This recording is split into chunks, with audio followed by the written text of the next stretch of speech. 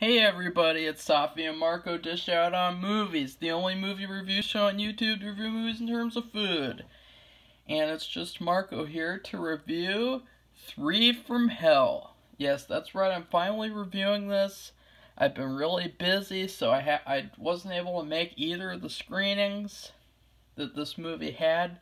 And that's kind of the unfortunate thing about limited screenings, is that they come and they go, and you only get that one shot, and then you miss it. But it's okay. I'm kind of glad that I missed it in a way, because I'm not as big of a Rob Zombie fan as a lot of the people who probably went to see this movie.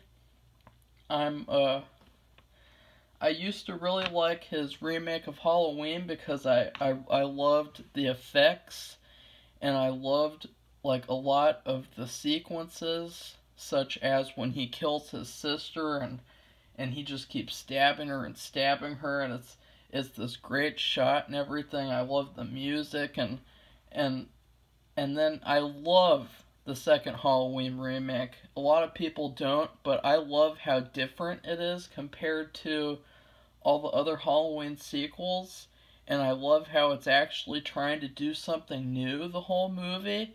Whereas with the first one, they did something new in some of the first half, and then the second half it was just a ripoff. So I really appreciated the second one, and it's a great movie to watch around Halloween, actually. It's a very Halloween-y movie. And then with his Devil Rejects series, I tried watching House of a Thousand Corpses, but I never got into it. I'll probably have to try to watch it again. And then with The Devil's Rejects, I saw that like last year, and I really liked it. I liked it quite a bit.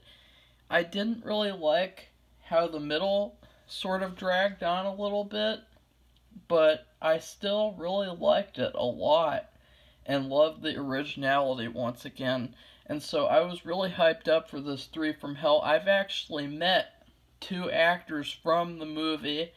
I've met Sid Haig, of course, rest in peace Sid Haig. I met him.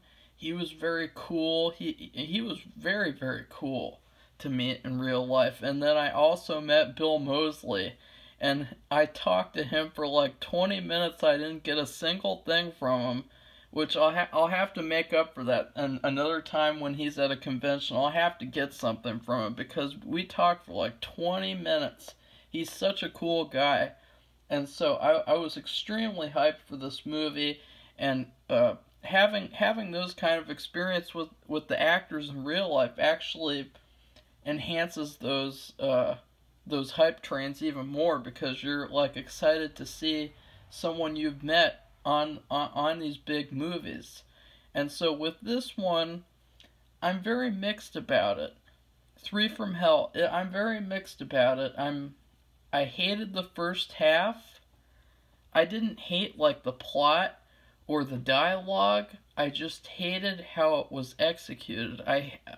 I'll talk about that more. A lot of people said that they prefer the first half, and that the second half kind of goes off into nowhere and doesn't really do anything cool, but I actually really liked the second half. I thought the second half was very fun, and it had a lot of cool sequences, and it had a lot of great effects and lines, and it was a very horror-y second half. The first half, however, wow. Talk about a contrast. You have this horrible first half, you have a great second half. And so, what I mean by a horrible first half, a lot of the first half feels heavily, heavily edited. It feels so overly edited that there's basically, you can't even tell like what's going on at some points. You can't tell where you are when you're jumping to. It's just so confusing, and there are so many different payoffs that are rushed through.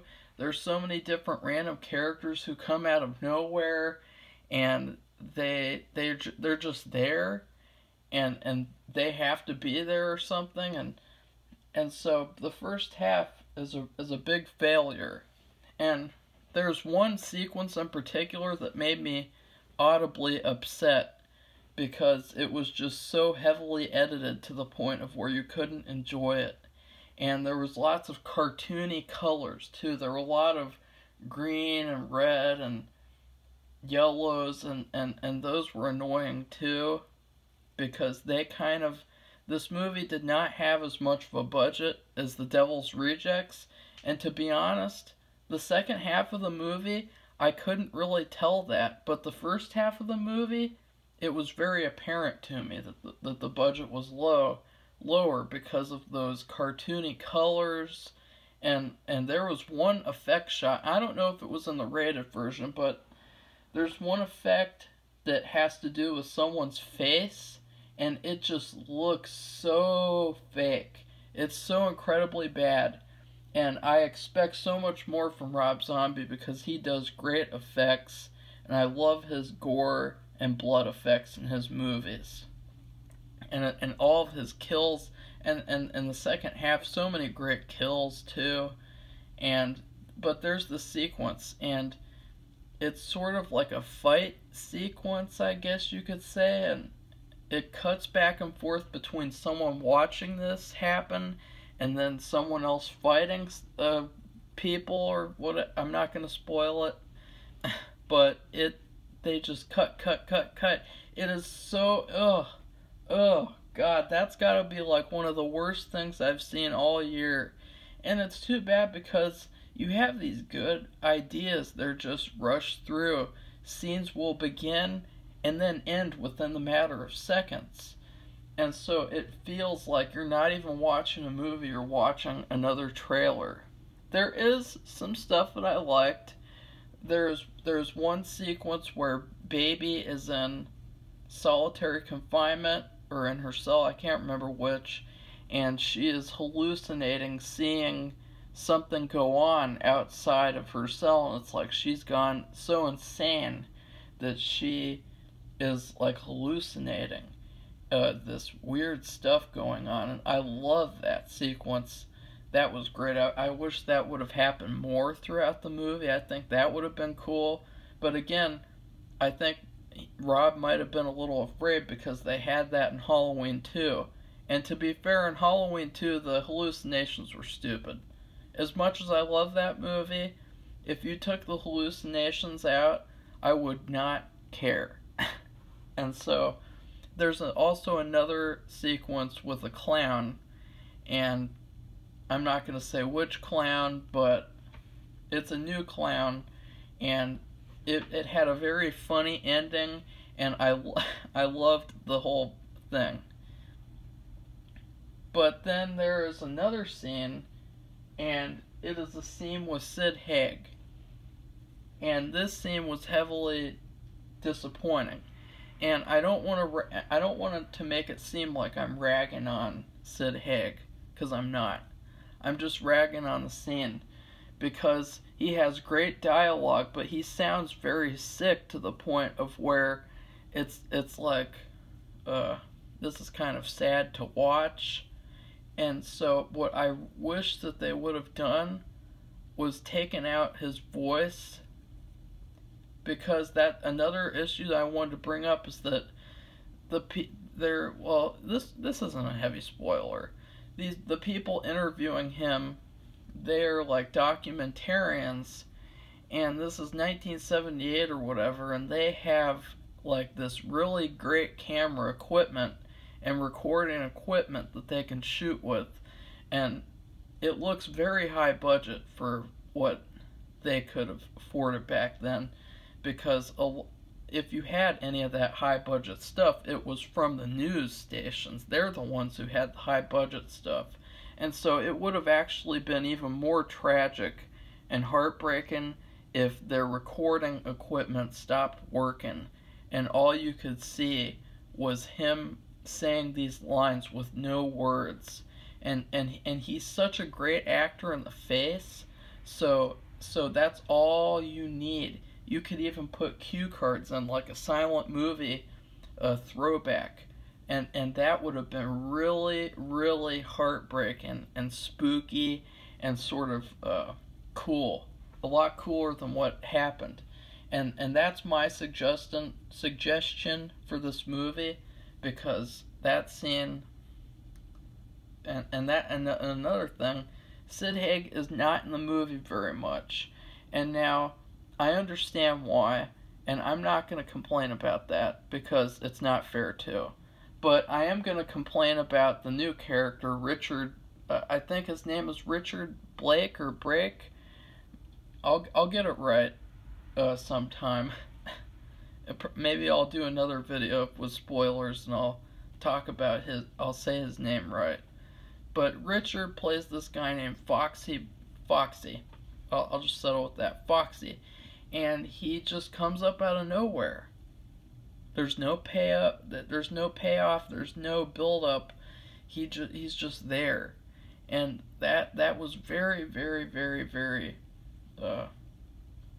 It just stuck out like a sore thumb, and so his character. Personally, I would have added like a really cool backstory scene where he's in like a bar and these guys get mad at him and he kills all of them or something, some sort of like a backstory scene so that we can see him like at his most evil. Because to be honest, he's kind of outshined in this movie, even though he's a great actor with what little he has. There's one scene in the second half which is a standout scene for me where he's I'm not going to say what he's talking about, but it's a very comedic scene, and it's like a monologue from him, and it's really funny, and he could have gotten more for his character to be developed. And then also there are some elements of natural born killers in this movie, and I didn't mind that personally because it I don't know really what else you could do with these characters in this universe that's so heavily realistic.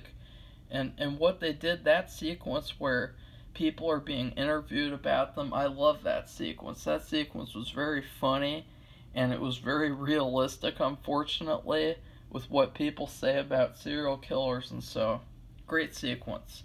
But the one sequence that really stuck out to me, and again, I'm just talking all about the bad first half. Again, the second half is great, but there's this sequence where, and it involves Bill Moseley and Danny Trejo. And this whole sequence is terrible as well, because there's no build-up, there's no payoff, and they make it seem like they are trying to restrain themselves from doing violence in the scene to, like, I don't know, to be more artsy or something, or to hold back and just imply. But then there's a guy who gets his head blown off right in front of the camera. And so that sequence was a failure too. And that's unfortunate, because this could have been a really cool scene, just the way that it was shot. Again, lots of bad editing, lots of cutting scenes short, lots of new characters that just appear out of nowhere. And so, spoiler alert, the second half is all about after they escape prison. And and Baby, she's the best part of the movie. And a lot of people have said that. I'm going to echo their thoughts. She did a phenomenal job.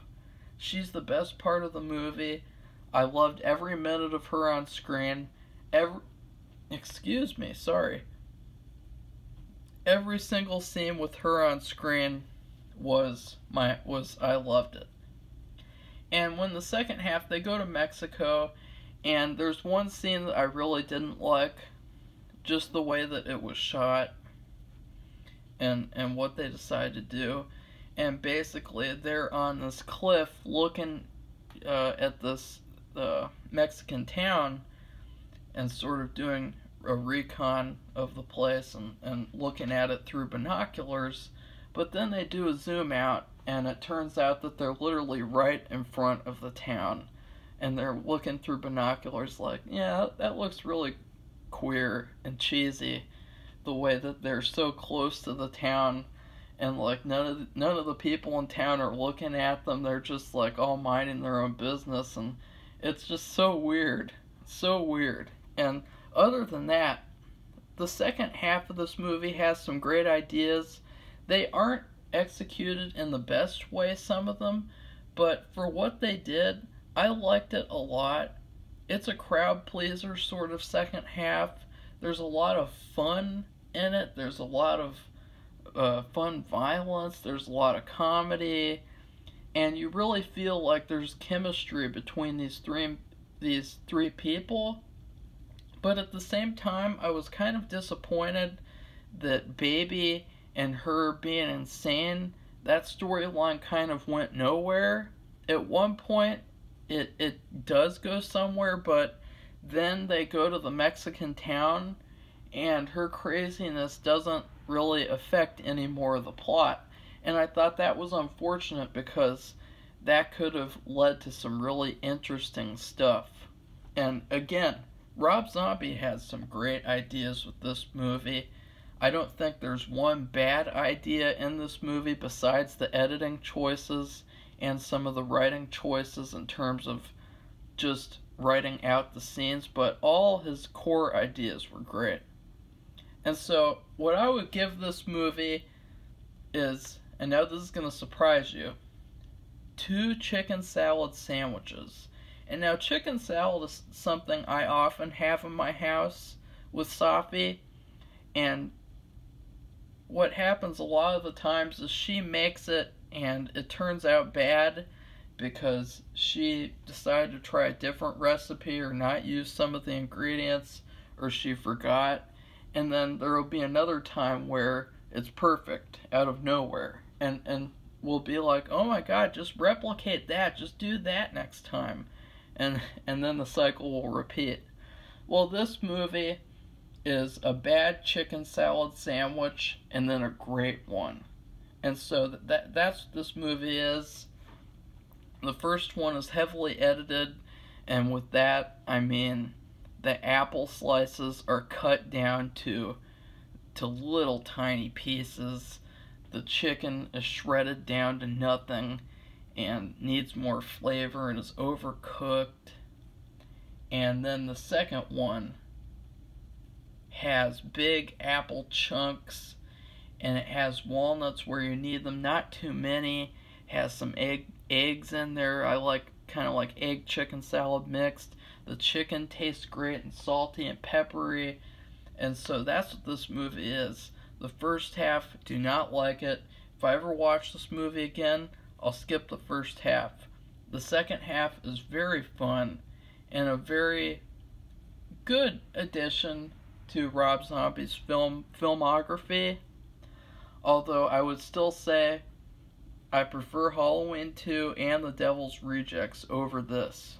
And then Halloween, the first one, would be my least favorite Rob Zombie movie, because there's only really one sequence in that movie that I like as of now, and that's the mental asylum sequence where the kid is in the asylum and he transitions from a kid to Michael Myers. So I hope you guys enjoyed the review. If you did, like this video and then subscribe to our channel to see more reviews, more Rob Zombie reviews, more film reviews, more TV reviews, everything. We do it all here, except for food reviews, weirdly enough. So goodbye, everybody.